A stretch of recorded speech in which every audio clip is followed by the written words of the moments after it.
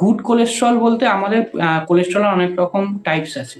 এক হচ্ছে VLDL, LDL, HDL, এরকম আমাদের টাইপস আছে। এবার আমরা গুড কোলেস্ট্রল বলতে বুঝি হচ্ছে এইচডিএল কে, আর ব্যাড কোলেস্ট্রলকে বুঝি হচ্ছে গিয়ে এলডিএল কে।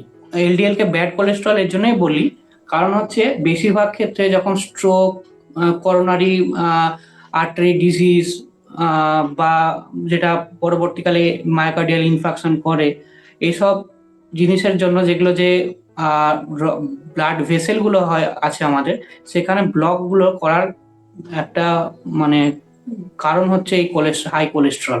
তো এলডিএল এই জিনিসটাকে সবচেয়ে বেশি অন্য বাদবাকি কোলেস্ট্রলের থেকে বেশি করে। ভালো এইচডিএল কে আমরা ভালো কোলেস্ট্রল আমরা কেন বলছি, কারণ হচ্ছে এইচডিএল আমাদের শরীরে যে এলডিএল যে প্লাগ গুলো করছে, যেখানে গিয়ে জমা হচ্ছে, এইচডিএল আবার কি করে, তাদেরকে ওখান থেকে তুলে এনে লিভারে নিয়ে যায়। তাহলে আমাদের রিস্কটা কমে যাচ্ছে যে স্ট্রোক হওয়ার বা হচ্ছে হার্ট হার্ট অ্যাটাক হওয়ার, এগুলো স্ট্রোক মানে চান্সটা কমে যাচ্ছে।